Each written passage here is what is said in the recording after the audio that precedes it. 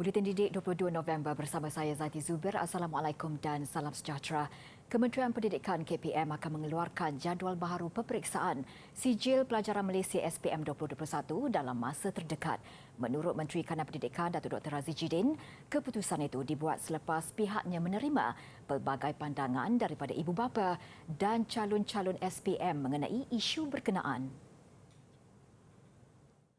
Kami mengambil kira semua pandangan yang diberikan dan saya telah duduk berbincang bersama lembaga peperiksaan dan juga pengurusan tertinggi KPM untuk melihat semua pandangan yang diberikan dan mengambil tindakan yang sewajarnya, menganalisa satu persatu pandangan yang telah diberikan itu.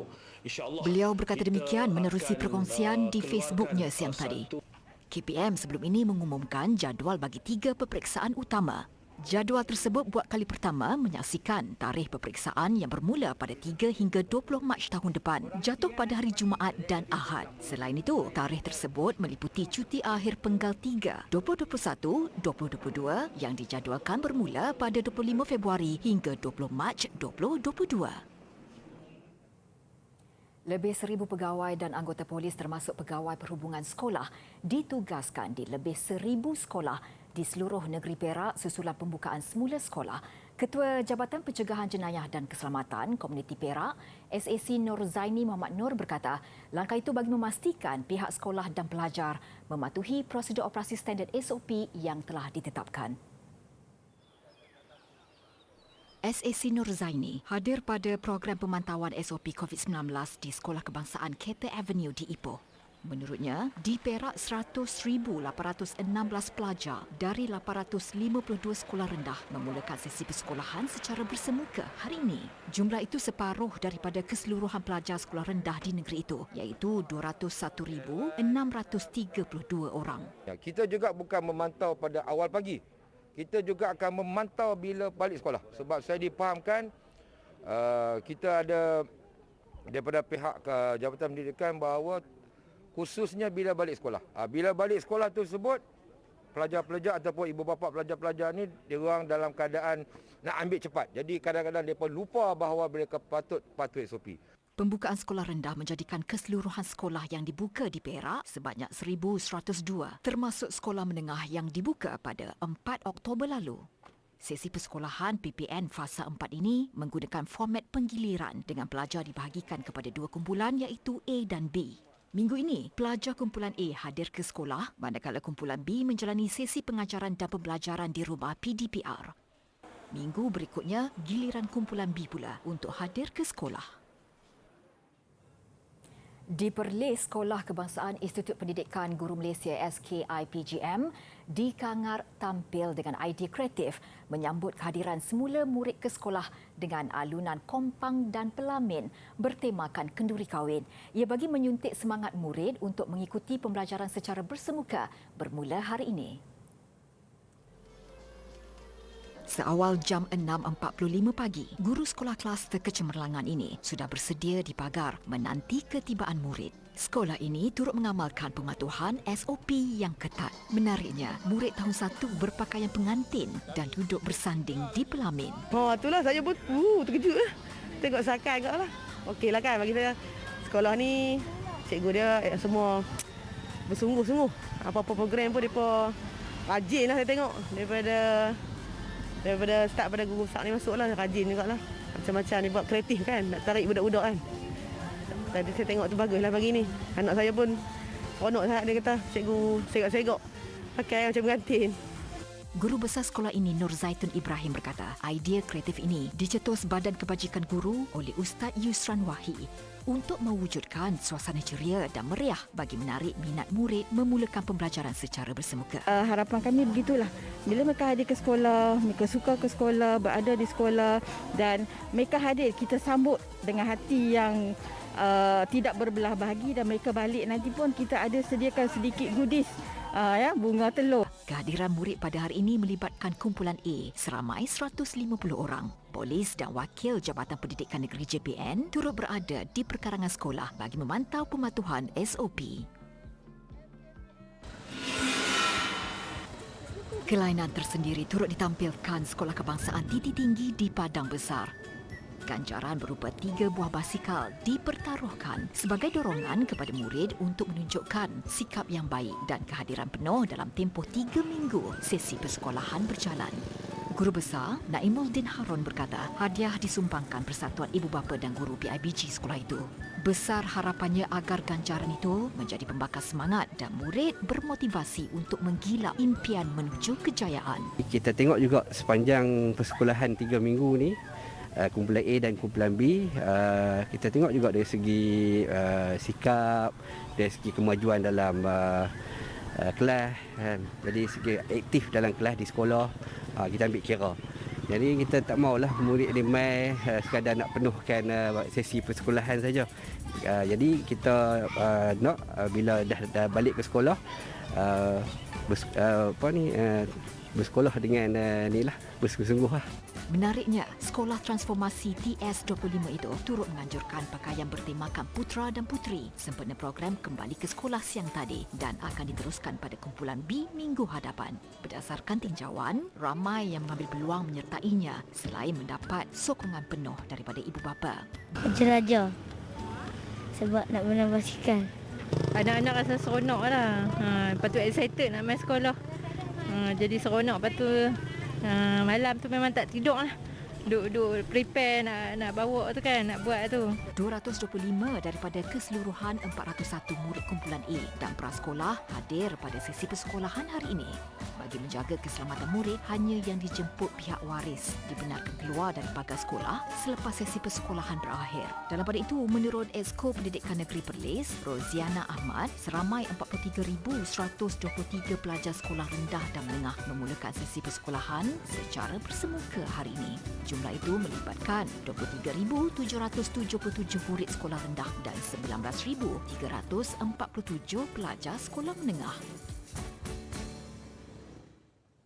Seterusnya di Sabah, 539,172 pelajar sekolah rendah dan menengah kembali ke sekolah hari ini. Jumlah itu merangkumi keseluruhan pelajar kategori sekolah awam dan swasta.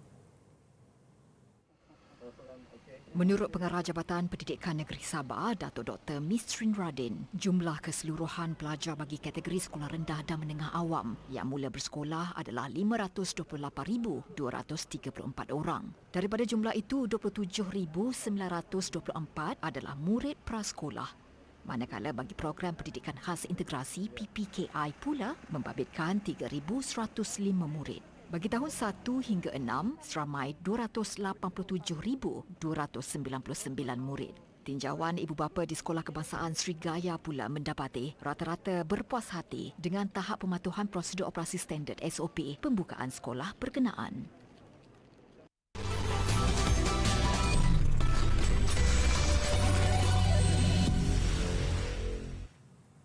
Bersua kembali, lebih 2.58 juta individu atau 82.3% daripada populasi remaja di negara ini telah lengkap menerima vaksin COVID-19 setakat semalam. Mengikut laman Sesawang COVID Now, 87.6% atau lebih 2.7 juta individu daripada populasi terbabit telah menerima sekurang-kurangnya 1 dos vaksin. Bagi golongan dewasa pula, 95.6% atau lebih 22 juta individu telah lengkap vaksinasi. 36,028 dos vaksin diberikan semalam membabitkan 2,244 dos pertama, 4,325 dos kedua dan 29,459 dos penggalak. Sebagai usaha menerapkan isu pemuliharaan alam sekitar kepada kanak-kanak prasekolah, murid sekolah rendah serta ibu bapa, Majlis Perbandaran Kuala Selangor MPKS dan Lembaga Hasil Dalam Negeri LHDN Cawangan Kelang menganjurkan program pembersihan Pantai Remis Kuala Selangor pada hujung minggu. Kesedaran ni dia patutnya daripada awal. Itu kita mendidik kanak-kanak yang hadir pada hari ini kan. Kita buat program untuk diorang untuk sama-sama join kita untuk pastikan bahawa diorang ni daripada peringkat awal lagi dah tahu dah pentingnya untuk menjaga alam sekitar. Tambahnya, program yang dianjurkan mengikut SOP itu menerima lebih 40 penyertaan termasuk kaki tangan MPKS dan LHDN. Dalam pada itu, program sebegini diyakini mampu menerapkan nilai-nilai cintakan alam sekitar serta tanggungjawab menjaga pemeliharaan alam sekitar. Ia secara tidak langsung turut memberi peluang kepada ibu bapa untuk membawa anak-anak bercuti dan melawat destinasi pelancongan selepas musim Perintah Kawalan Pergerakan PKP. Sementara itu, peserta kanak-kanak juga disajikan dengan pertandingan mewarna lukisan alam sekitar. Tahukah anda, lebih 160,000 pokok ditebang setahun untuk diproses bagi memenuhi permintaan industri yang menggunakan kertas? Sebanyak 1,5 tan pokok digunakan untuk menghasilkan 800 helai kertas. Untuk menghasilkan 1 tan kertas, sebanyak 17 pokok terpaksa ditebang. Amalan kitar semula dapat menyelamatkan sumber hutan selain mengurangkan pencemaran. Rakyat Malaysia membuang sumber kitar semula bernilai sekitar 476 juta ringgit. Bahan kertas mencatat pengeluaran sisa terbanyak iaitu 17% atau 205 juta ringgit. Manakala sumber buangan kedua terbesar ialah plastik iaitu 9% atau 163 juta ringgit.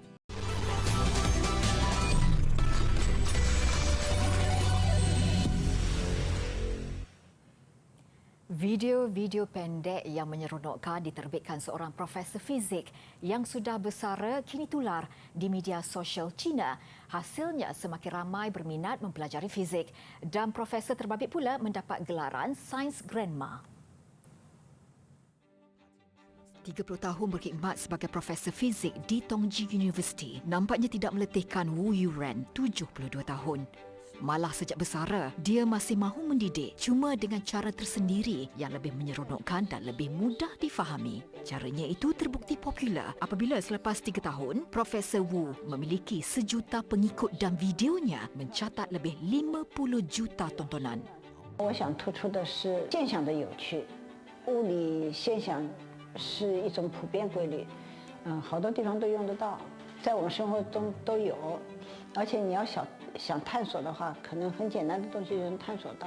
Wu menggunakan peralatan harian seperti periuk atau penyapu sebagai prop untuk membantu penontonnya memahami konsep rumit fizik dengan lebih mudah hanya dalam masa beberapa minit. Tegas Wu, fizik adalah asas penting kepada semua cabang sains dan teknologi. Justru mempelajari subjek itu memerlukan minat. Dengan sambutan memberangsangkan itu, Wu yakin usahanya berbaloi dan nekat meneruskan pengajaran dengan cara sebegini. Taylor Swift dan BTS antara artis yang mencipta rekod di American Music Awards 2021 yang berlangsung di Los Angeles hari ini. Swift memecah rekod sejarah penganjuran anugerah apabila diumumkan sebagai pemenang album pop terbaik buat kali keempat. Manakala BTS menerima anugerah utama artis terbaik tahun ini. Swift turut mencipta rekod menerusi anugerah artis pop wanita terbaik yang ke-6 buatnya. Beliau juga artis wanita pertama membolot kategori itu buat kali keempat berturut-turut. Kini dominasi Swift pada AMA adalah 34 kemenangan, juga yang terbesar dalam sejarah penganjurannya. Thank you so much to the fans. This is such an amazing honor. The fact that you would do this for Evermore. I've always been so proud of this album. I've always looked at Evermore as sort of folklore's adventurous, fun younger sister. So thank you so much for doing this. Manakala untuk BTS, selain artis terbaik, sensasi K-pop itu mempertahankan penguasaan dalam kategori artis pop duo atau berkumpulan terbaik buat tahun ketiga berturut-turut. 7 boys from Korea, united by love for music. Met the love and support from all the armies all over the world. This whole thing is a miracle. Seriously, we would never take this for granted. Thank you so much. Love y'all. Want to give this honor to you guys. Lagu Bata, nyanyian mereka pula dinobatkan lagu pop terbaik, malah dipersembahkan sebagai penutup tirai AMA.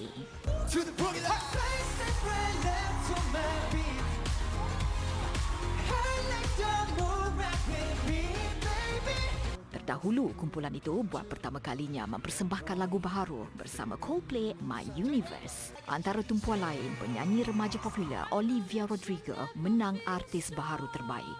Dan The Weeknd, artis R&B terbaik.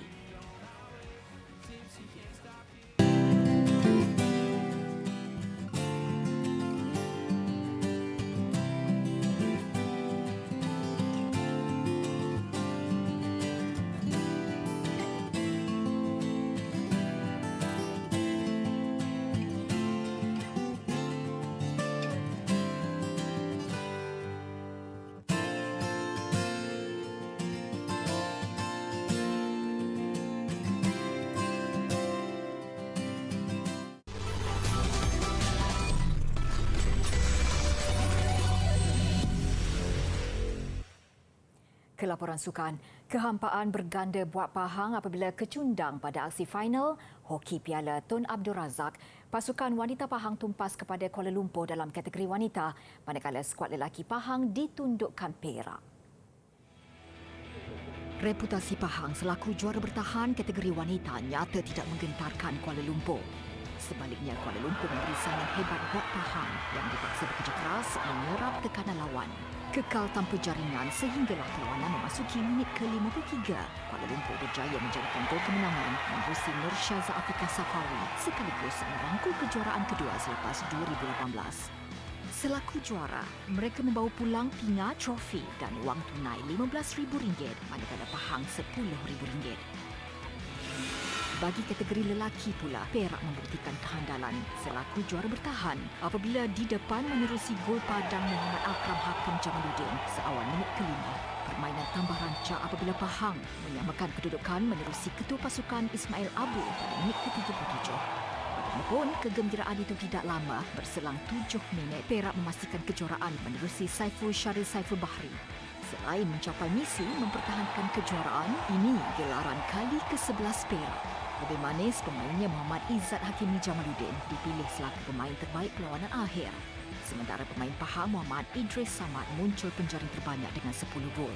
Juara membawa pulang pingat, trofi dan wang tunai RM30,000 manakala naik juara RM20,000. Saingan bola sepak Piala Malaysia menghampiri kemuncak dengan berlangsungnya aksi separuh akhir malam ini. Terlalu awal untuk mencongak pasukan mana bakal melangkah ke perlawanan akhir. Masing-masing punya keazaman jitu. Baik Johor Darul Takzim, Terengganu FC, Melaka United mahupun Kuala Lumpur City FC. Reputasi dan pencapaian semasa bukan lagi ukuran, segala-galanya akan ditentukan di atas padang. Beginilah jadual pertarungan separuh akhir Piala Malaysia yang memasuki edisi ke-100. Agak malang buat Kuala Lumpur terpaksa beraksi menentang Melaka United tanpa penyokong di gelanggang sendiri. Manakala inilah peluang terbaik buat Terengganu FC memastikan bekalan mencukupi sebelum bertandang arena kebal JDT Stadium Sultan Ibrahim. Apa yang pasti pertemuan Terengganu FC JDT menjanjikan sesuatu yang menarik, mendebarkan dan penuh aksi dengan jaminan penyokong tegar tuan rumah untuk memberi sokongan padu malam ini. Mereka juga berharap jurulatih Muhammad Nafuzi Zain mengingatkan pemain jangan terlalu menghormati reputasi lawan. Begitupun, sudah terbukti kemampuan JDT satu-satunya pasukan menang semua perlawanan pada aksi kumpulan dan cuma mampu dicabar Kedah Darul Aman KDA dengan keputusan seri tanpa jaringan pada suku akhir kedua. Arahan jurulatih Benjamin Mora juga cukup jelas, mahukan jentera serangannya meledak sebanyak gol yang boleh di arena lawan.